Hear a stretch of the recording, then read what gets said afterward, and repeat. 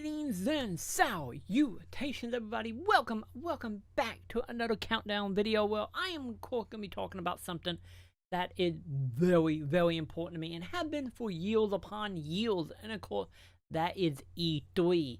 And with it coming up very soon at the time of that video, what, like less than like a week and a half? Can you say something sneaked up upon me this year? But nonetheless, I am here to give you my opinion, my top 5 games I am the most excited for going into E3 2019. But before we get to that, make sure you do the like, favorite, subscribe if you like this video, and leave a comment below. Let me know what games are you excited to see at E3 this year. So let's get to it with my number 5 game of 2019 that I want more information upon. Starting off this list is a game that brought back so much nostalgia feeling, any if it's technically a new IP. And of course, the game I am talking about is Bayonetta III for the Nintendo Switch. And for anyone who watched the original trailer, and the first thought that popped in your head, like, wow, is this a new Armor Core? Can it please be a new Armor Core? And then finding out it's not. But lucky enough, we did get our hands on a prototype demo earlier this year. And pretty much after playing the demo and absolutely loving it, I can say if we are not getting a new Armor Core quite yet, this game is pretty much as close as it could possibly be without the name attached to it. And honestly, it's nothing more than I love than Armor Core. So much good memory, so much nostalgia for it, and the game itself still holds up dramatically well into this day. Finally seeing a game that take a crack with the missions, with how the currency is set up to buy new parts for your mech, how the whole mech system works with weight limit, power limit, and pretty much being the naughty, I guess you could say, the Gran Turismo of mech games.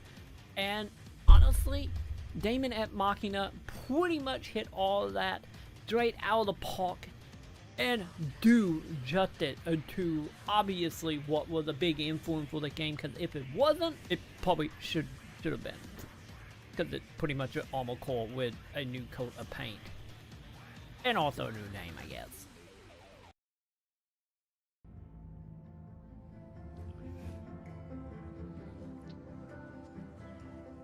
See, I told you. He should be terrified.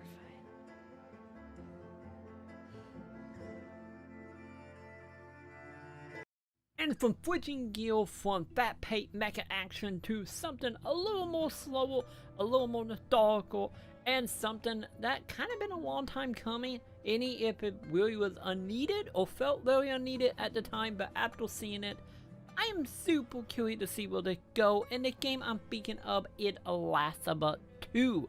And with all the news going around right now, with the possibility of Last of Us being put back to the beginning of 2020 at the latest, it would be nice to get some verification, any if we are not going to get a Sony conference this year.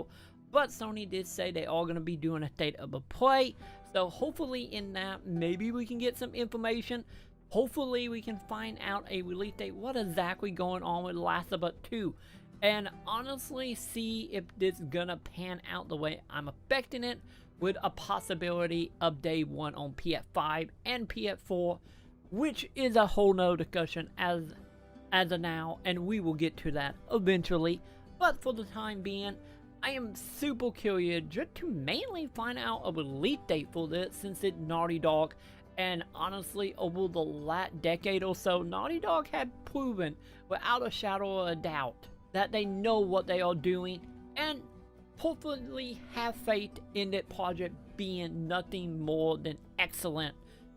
But it's still a little bit of information that would be nice. Like I said, release date, possibility of what system this is going to be upon, and honestly, it would be nice just to see a little bit more of Last of Us. And it's still so much we don't know, which in return could be a good thing, especially if you're wanting to go into that blind.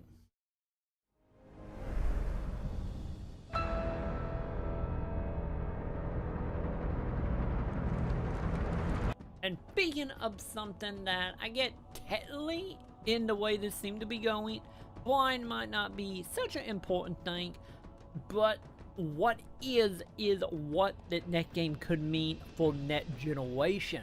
And of course, I am talking about Halo Infinite.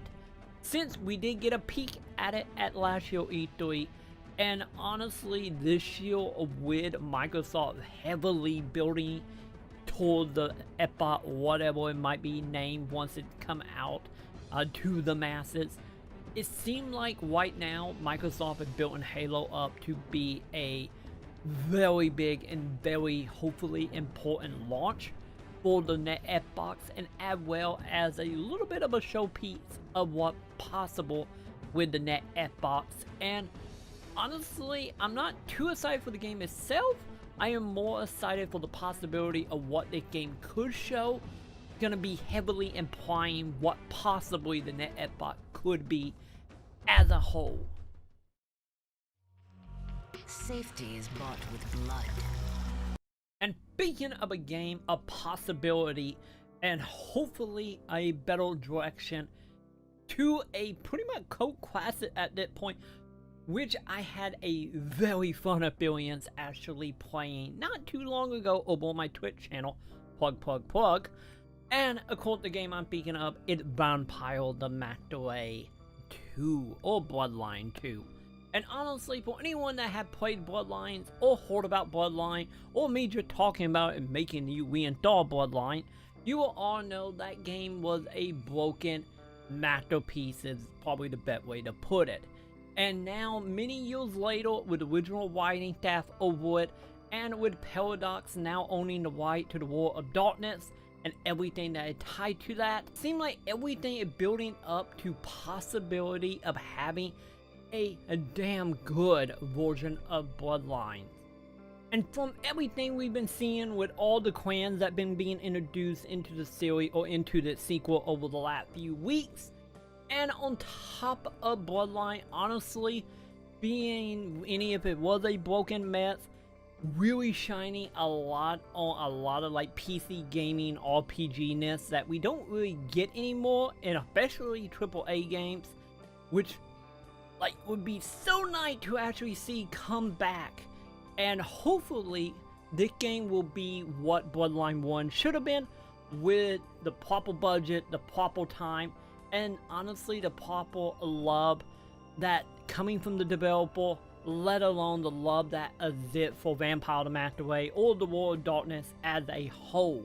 And honestly, at this point, if they come anywhere near close that Bloodline 1 was, in just fun in the broken met that is Bloodline, it honestly feels like they could be probably one of the best RPG this year or next, depending on the actual release of it. Either way, if you're a fan of Vampire the Masquerade, might it be the pen and paper, might it be Bloodline, might it be one of the other few games that we have got over the years, this is obviously a game to keep your eyes on, and hopefully that will be the RPG that Bloodline were hoping to be. No one said you could touch. And my final game on the list should not be a surprise to anybody who have been watching my content for any amount of time, or watch me over on Twitch, plug once again. You will know one of the games I am the most excited for to find out more detail, because at this point we know nothing more than it in production, right along with a whole bunch of other Nintendo property we haven't really seen much of. I'm looking at you, Metroid Prime. But we are here to, of course, talk about Bayonetta 3, because honestly, I am a huge, I get spectacle fighter, or, you know, whatever tagline you want to give games like Devil May Cry, Bayonetta, Metal Gear Rising, and so on and so on. Bayonetta have took the genre in so many great ways with Bayonetta 1 and 2, and hopefully Platinum can keep that polish up and keep pushing the genre forward in Bayonetta 3, and honestly hopefully be equally replayable like Bayonetta 1 and 2 have been, with all the weapons, all the hidden costumes, with the deepness that is there in the combat, and everything about the pack games are pretty much almost perfect. And I am super excited to see how they can improve on it, how they're going to push it forward, and honestly, what they're going to mean for all the characters in Bayonetta. Because say what you will about Bayonetta being confusing to being fairly understandable as the series have went on, the third one hopefully will knock it out of the park in so many ways. Not just combat, hopefully character story, everything about this. And honestly, hopefully, with Nintendo backing this, once again, Platinum will hopefully have the freedom to make the game they wanted to make once again. And hopefully this time, we won't have development hell like Bayonetta 2, any if that game did turn out fantastic. But hopefully now with the free reign to do as they see fit, once again, hoping.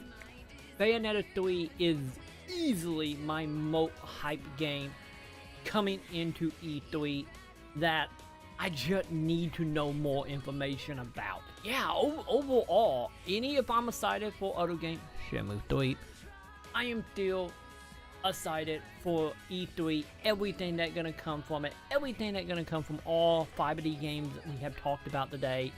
And honestly, I cannot wait, and hopefully you can't either. But once again, like we do every year, I will be watching E3 with all you wonderful folks over on twitch.tv/PonyShow. And also, don't worry if you missed the stream, all of it will be archived, and I bet a whole bunch of reaction video along they don't get taken down by EA and other companies that say they won't. And yeah, E3 is gonna be a fun time, my dudes. So with that, I'm gonna go ahead, I'm gonna head on out of here. Once again, if you enjoyed this video, make sure you hit that subscribe button and the bell and anything else you gotta do here on YouTube to keep the video coming to your inbox if, you know, the gods of YouTube will allow it.